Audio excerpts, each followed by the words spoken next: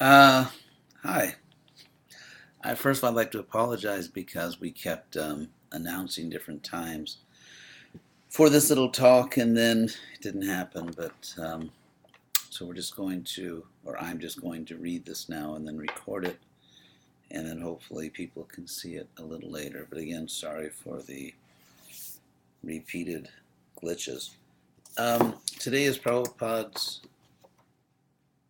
Parents' Day or birthday, and I would like to read an offering that I wrote to Prabhupada. There is a Vyasapuja book, or a sort of a birthday book for Prabhupada with beautiful words from his followers or disciples.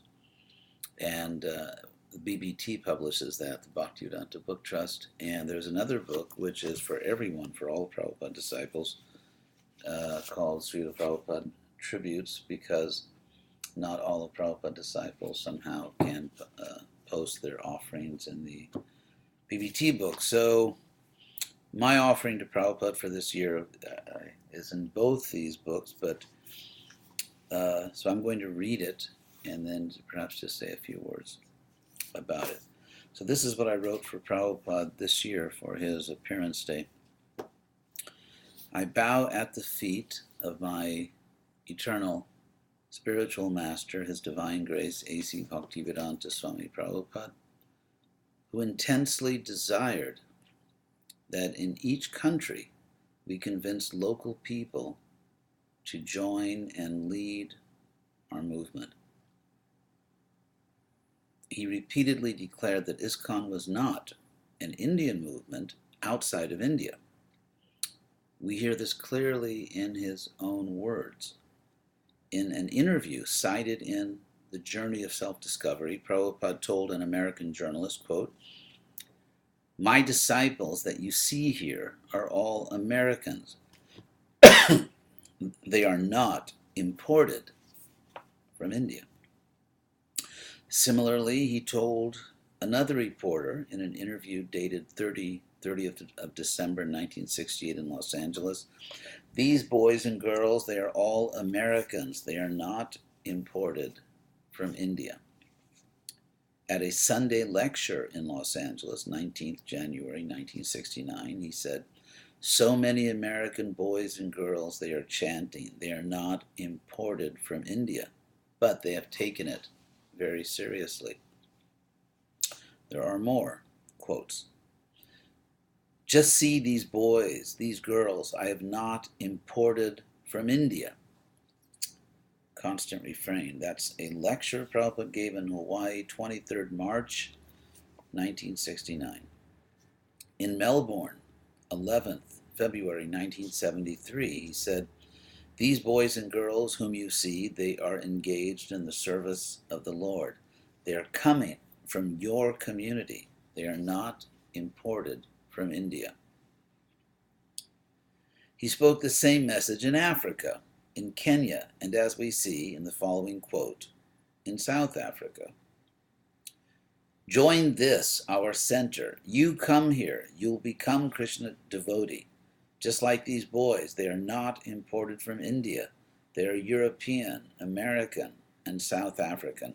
That's a lecture in Johannesburg, 16th October 1975. Srila Prabhupada insisted that ISKCON's ability to attract local people was the proof of ISKCON's authenticity and potency. Quote, "That is the proof. These boys and girls and men, they are not imported from India." That's in a morning walk in Los Angeles, 5th June 1976. Srila Prabhupada stated that attracting local people was the proof that ISKCON's presentation in a particular place had substance, quote unquote, as we see here. This is from Los Angeles, 9th of June, 1976. "This was a church and nobody was coming here, and therefore it was sold to us. Now you are all belonging to America, Los Angeles, and the church also is there. Now why is it crowded? It is not that you are imported from India, to hear about Krishna, laughter. So if there is substance, they will hear. If there is no substance, who will hear? That is the difference. There are endless quotes with Srila Prabhupada always emphasizing that ISKCON is not an Indian movement outside of India. So it is imported, this is a quote from Prabhupada, so it is imported from India, but that does not mean it is Indian. My students are all Americans. They are taking part in the chanting very nicely, chanting and dancing. That's on Back to Godhead number 25, A Study in Mysticism, 1969. And this quote, these boys and girls I have not imported from India, recruited. They are recruited here. I came alone. It was a talk with a clergyman in Detroit, 15th June 1976. On the 121st anniversary of Srila Prabhupada's divine birth, we beg him to empower us to sustain his movement as a real international society for Krishna consciousness. We beg him to empower us to fulfill the words of the Pranam mantra he composed for us, in which he describes himself as, quote, the savior of the Western countries, unquote. Let all those faithful devotees who understand these words pray in their own way to Srila Prabhupada to empower us all to powerfully expand his all-important Western mission. His servant Hridayananda Das Goswami. Well, I hope that that is self-explanatory.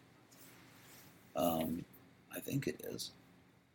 Prabhupada had tremendous, what could be called professional public speaking, message discipline. He had a certain message he wanted to get out, and he was extremely disciplined in his speaking. So in this particular context, Prabhupada says over and over and over again, I have not imported these devotees from India. Of course, we can no longer say that. But we honor and we love and we appreciate all of ISKCON's members, wherever they come from and wherever they are serving. However, in order to fulfill Prabhupada's vision, his dream, his plan, we need to recreate a powerful Western Hare Krishna movement, and there really is nothing more important right now than doing that. Bridge programs are fine if people actually cross the bridge. Festivals, all kinds of programs are wonderful if it actually leads to a strong Krishna consciousness movement in a particular country. And we can measure that by seeing how many people not only appreciate our programs or come to our festivals, but how many people actually join this movement. Is the movement itself becoming, at its core, at its base, strong? Is it growing? Is it going somewhere? Is it really a movement? Is it moving? So today is Prabhupada's appearance day, and I hope that we can all focus our own dreams and desires and our own devotion, our sincere devotion on this grave historical need to rebuild Prabhupada's Western Hare Krishna movement. Thank you.